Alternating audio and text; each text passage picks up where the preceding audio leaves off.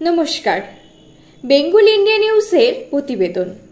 আজকের বিষয় জঙ্গিদের শবদেহে পাকিস্তানি পতাকা। জঙ্গিদের জানা যায় পাকিস্তানের সেনা। এসব কি প্রমাণ করে?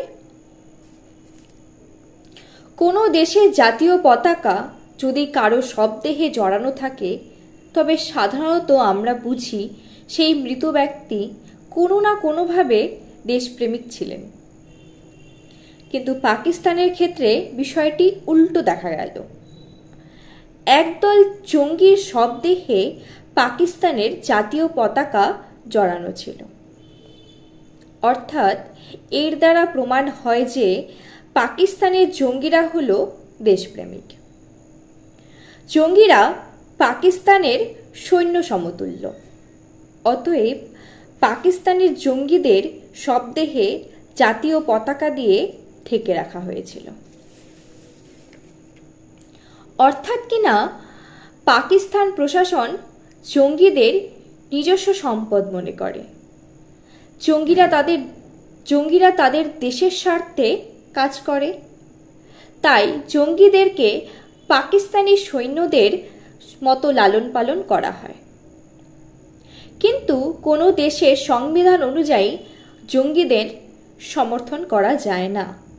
কিন্তু পাকিস্তান যেহেতু জঙ্গি সমর্থন করে, সেই হেতু পাকিস্তান সংবিধান মেনে চলে না এবং পাকিস্তান জঙ্গি রাষ্ট্র।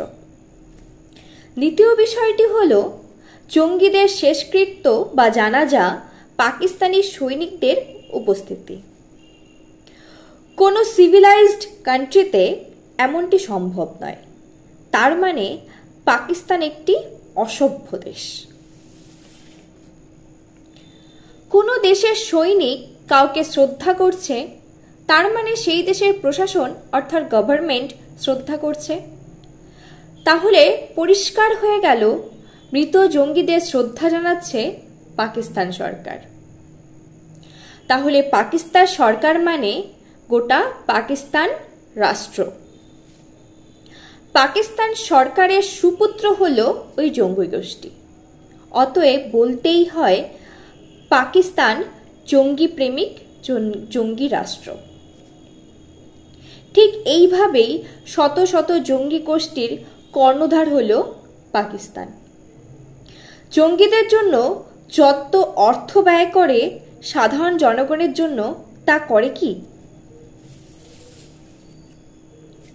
অতি সহজেই বলা যায় পাকিস্তানের ডিএনএতে জঙ্গি রক্তের প্রবাহ রয়েছে।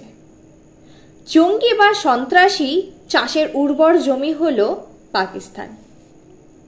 জঙ্গি এবং পাকিস্তান এই দুটোকেই আলাদা করেই দেখা যায় না। আর সেই জন্যই বুঝি যথা জঙ্গি তথা পাকিস্তান সূত্র। এখন মজার বিষয় হলো পাকিস্তান জঙ্গি দমনের জন্য আমেরিকা থেকে অর্থ নিয়ে থাকে, কিন্তু জঙ্গি দমনের নামে পাকিস্তান জঙ্গি চাষ করে। আহ, কি অপূর্ব কৌশল! জঙ্গি নার্সারি পাকিস্তান। তাই মনে সংশয় সন্ত্রাসমুক্ত পৃথিবী কোনোদিনই হবে না। তবে আশা জাগে মনে, সাবধান বার্তাও মনে আসে, তোমাকে বুঝিবে যে গোকুলে বাড়ি চেষে। ধন্যবাদ।